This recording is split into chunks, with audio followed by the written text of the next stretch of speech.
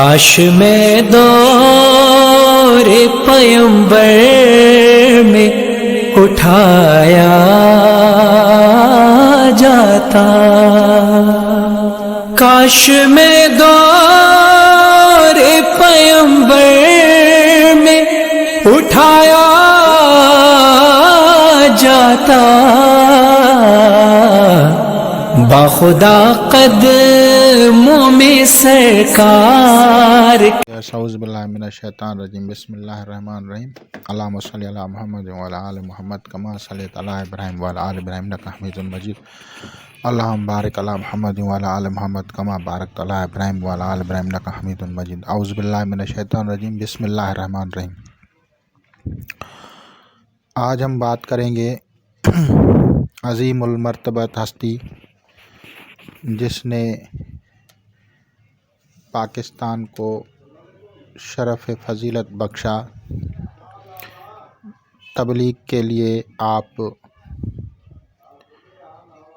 لاہور میں آرام فرما تھے اور ابھی بھی آپ کی مزار اقدس مرجع خلائق ہے۔ بہت ساری کرامات، بہت ساری آپ کی علمی نوادرات لوگوں کو ملیں اور لوگوں نے اس سے استفادہ کیا۔ کشف المحجوب آپ کی مشہور کتاب ہے۔ آپ کی تصانیف پرمعنی، بااخلاق اور شریعت اسلامیہ پہ کاربند تھیں۔ اگر حقیقی معنوں میں سید المرسلین حضرت محمد صلی اللہ تعالیٰ علیہ وآلہ وسلم کی ذات اقدس اور اس کی پیروکاروں میں دیکھا جائے گا، اس کے طریقۂ زندگی پہ عمل کرنے والوں کو دیکھا جائے گا، تو ان میں عظیم المرتبت ہستی حضرت سیدنا داتا گنج بخش علی حجویری رحمت اللہ تعالیٰ علیہ کا اسم مبارک آئے گا۔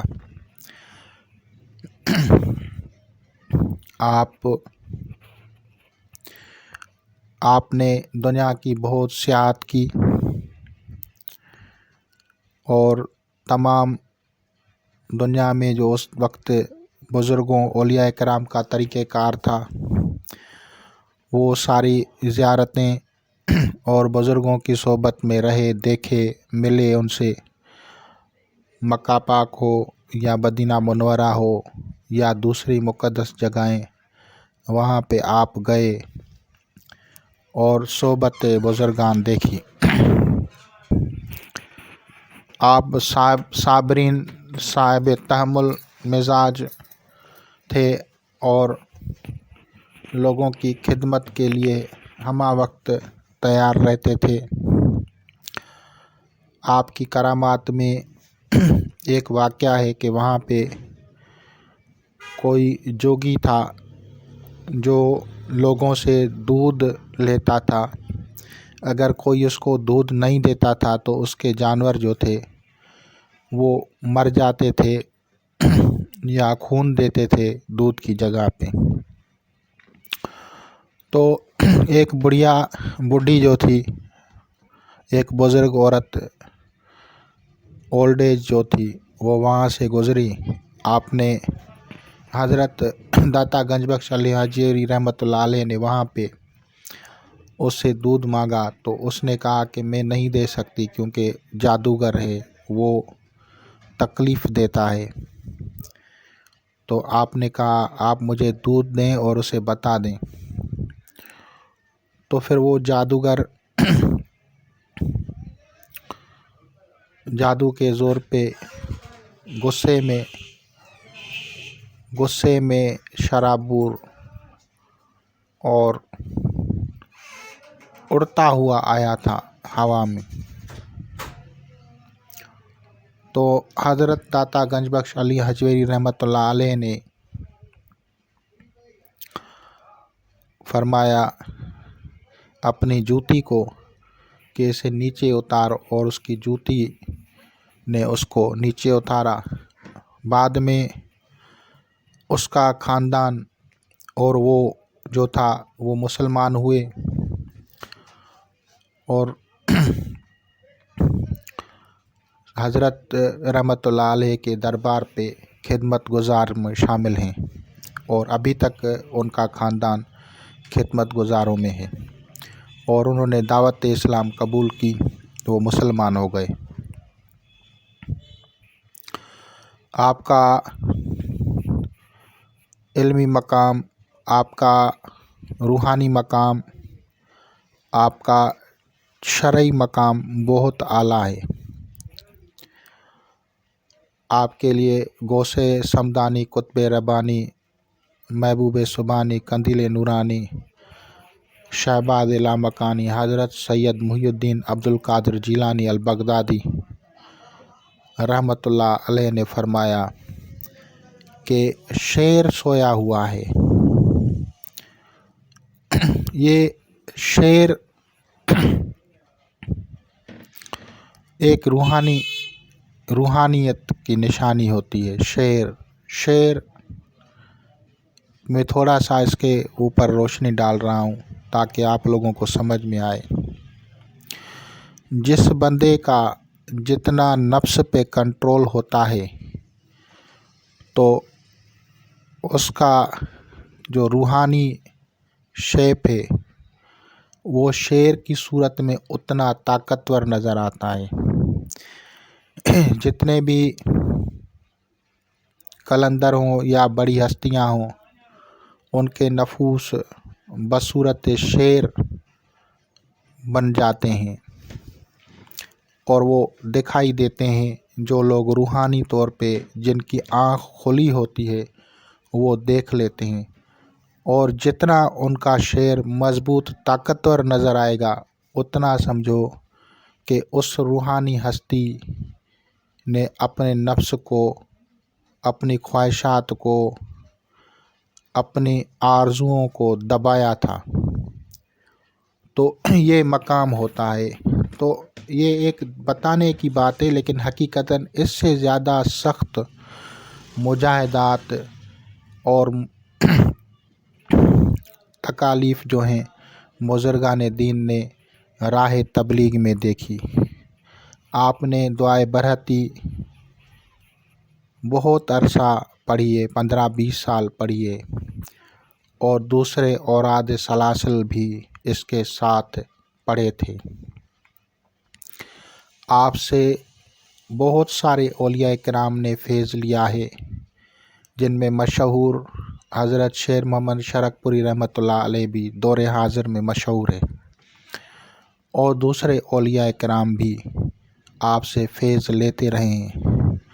اور سلطان الہند حضرت سید علی سنجرانی المعروف، حضرت سید معین الدین چشتی اجمیری رحمۃ اللہ علیہ کو اپنے مرشد کریم حضرت محمد عثمان ہارونی رحمۃ اللہ علیہ نے فرمایا تھا کہ کچھ وقت قیام کرنا لاہور میں حضرت بابا داتا گنج بخش علی حجویری رحمۃ اللہ علیہ کی مزار اقدس پہ، اور آپ نے وہاں پہ ذکر اذکار کیے، اور وہاں سے جو فیض ملا تو اس میں آپ کا ایک شعر مشہور ہے، داتا گنج بخش مظہر نور خدا، یعنی مظہر نور خدا ہیں۔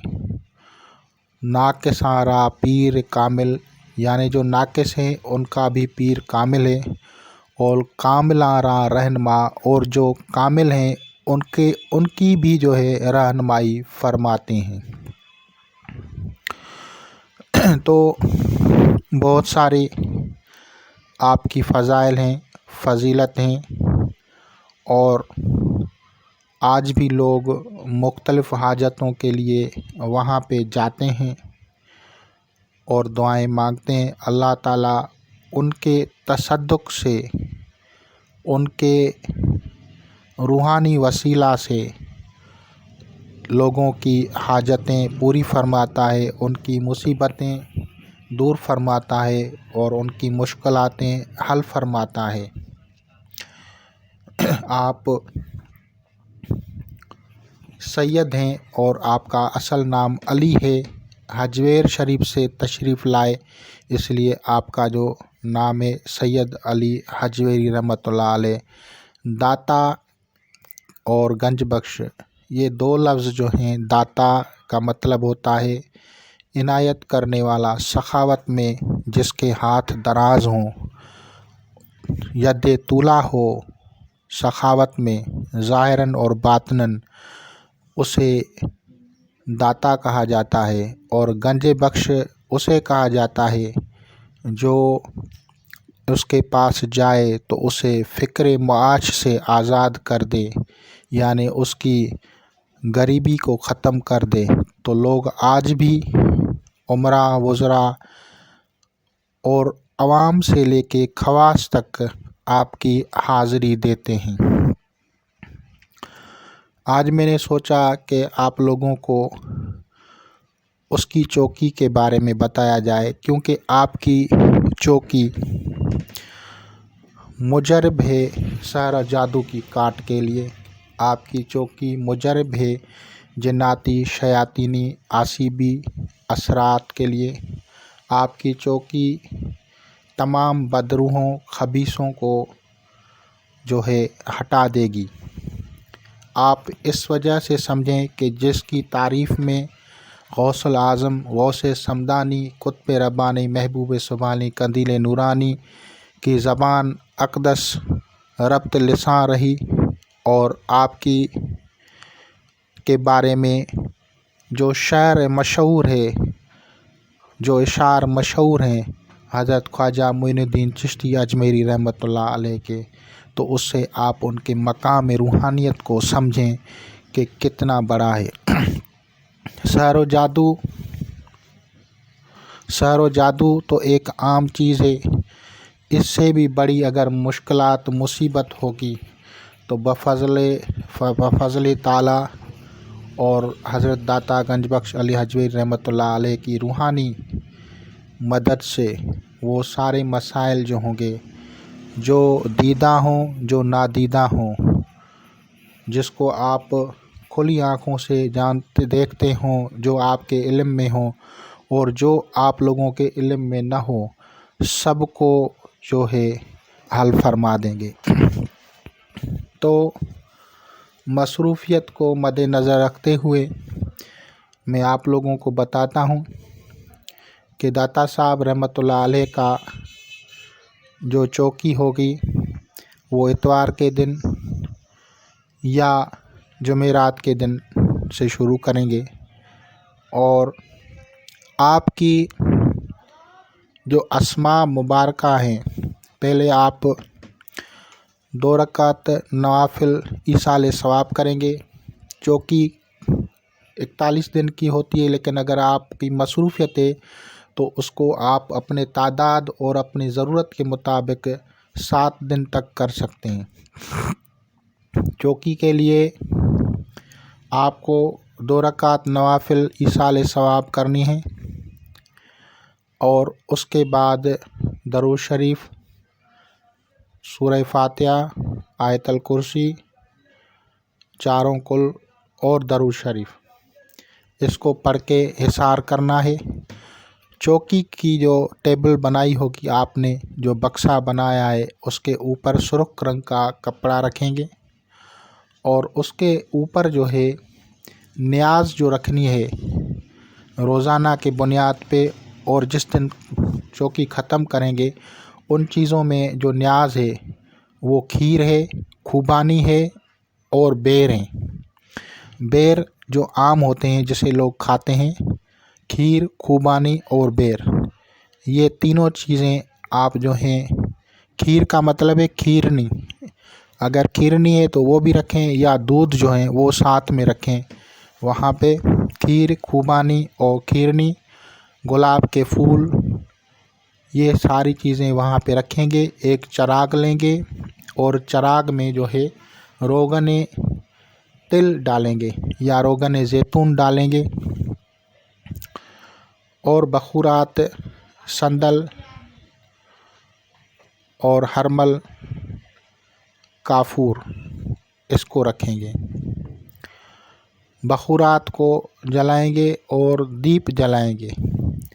جب آپ دیپ جلائیں گے تو دیپ جلانے کے بعد یہ تمام اشیاء جو ہیں یہ سرخ کپڑے کی چوکی پہ رکھی جائیں گی، اور اس کے اوپر جو آپ پڑھیں گے اللہ تبارک و تعالیٰ کے نام اسماء مبارکہ عبرانی زبان میں ہے، یا برہوت یا شماخ یاہن شافی، یا برہوت یا شماخ یاہن شافی، یہ اللہ تعالیٰ کے نام ہے جو کہ 1991 مرتبہ آپ لوگوں کو پڑھنے ہیں۔ یا برہوت یا شماخ یاہن اور شافی، یہ 4 اسماء ہیں جو کہ جو بھی اپنی حاجت کے لیے پڑھے گا اس کو 1991 مرتبہ پڑھنا ہے، اور اندر حصار میں رہے گا، بیٹھ جائے، آرام کرے، کوئی مسئلہ نہیں ہے جب تک ورد مکمل نہ ہو۔ اور پھر آپ جو ہیں دعا مانگ سکتے ہیں، جو بھی دعا ہو، سحر و جادو کی، کاٹ کی دعا ہو تو حضرت اقدس رحمۃ اللہ علیہ جو ہیں آپ کی جو ہے سحر و جادو کو کاٹ دیں گے۔ جناتی شیاطینی اثرات ہوں، گھر پہ برے اثرات ہوں، وہ سارے جو ہیں حضرت اس کو کاٹ دیں گے۔ اگر کسی کی کوئی بندش ہے، شادی کی بندش ہے، روزگار کی بندش ہے، صحت کی بندش ہے، یا جناتی آسیبی اثرات کی وجہ سے بندش ہیں، تو تمام بندشوں کے بد اثرات جو ہیں حضرت داتا گنج بخش علی حجویری رحمۃ اللہ علیہ جو ہیں وہ اس کو دفع فرمائیں گے۔ چراغ روزانہ جلانا ہوگا، اور کھانے پینے کی جو اشیاء ہیں ان میں سے کچھ حصہ نکال کے آپ کو روزانہ دریا میں ڈالنا ہے، پھول بھی دریا میں ڈالنے ہیں۔ بقایا جو اشیاء ہیں وہ آپ لوگوں میں تقسیم کر سکتے ہیں، غربا میں، بچوں میں، معصومین میں، جو چھوٹے بچے ہیں ان سب کو کھلائیں، اللہ تعالیٰ فضل فرمائے گا۔ یہ ایک ایسی چوکی ہے جس کی جو ہے تعریف جو ہے سمجھو کہ سورج کو چراغ دکھانے کے مترادف ہے۔ سورج کو چراغ دکھانے کے مترادف ہے۔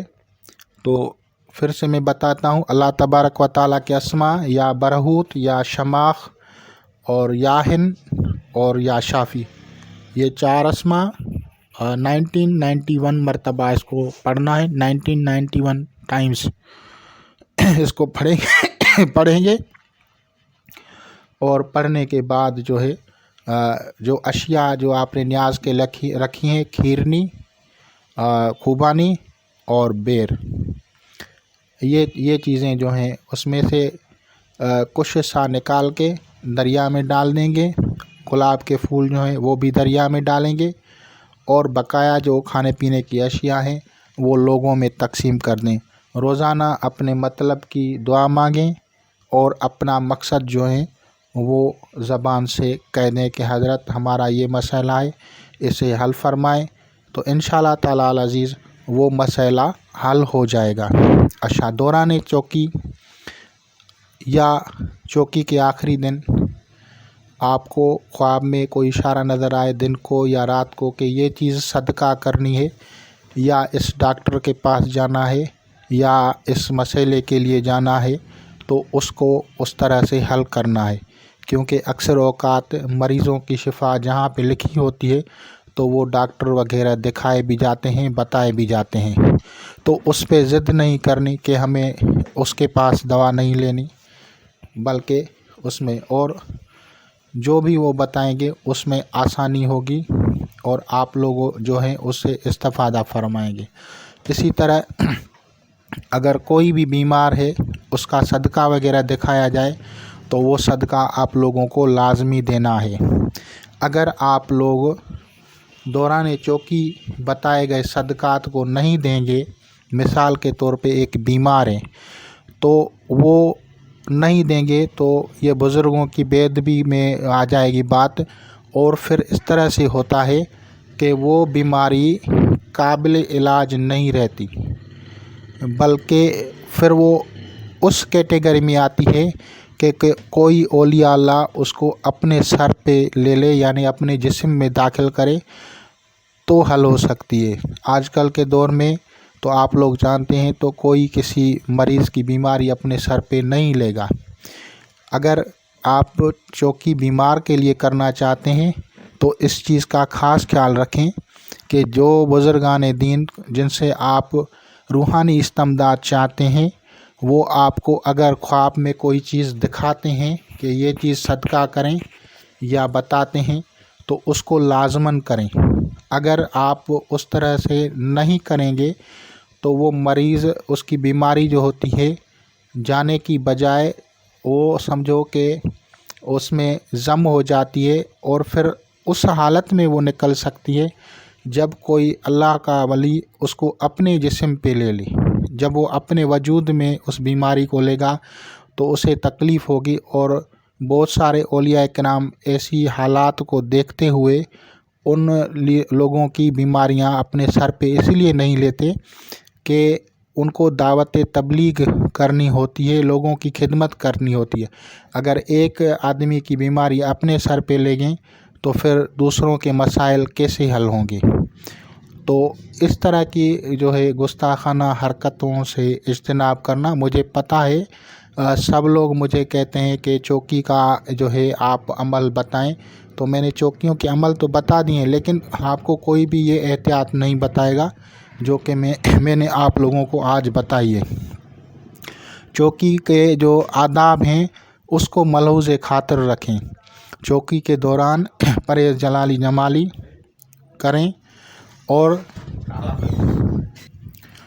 تو اس طرح کی گستاخیوں سے بچیں۔ اور لوگ صرف اعمال کے پیچھے پڑے رہتے ہیں جبکہ ادب کو ملحوظ خاطر نہیں رکھتے، تو ان چیزوں کا خیال رکھیں، پرہیز جلالی جمالی کا خیال رکھیں۔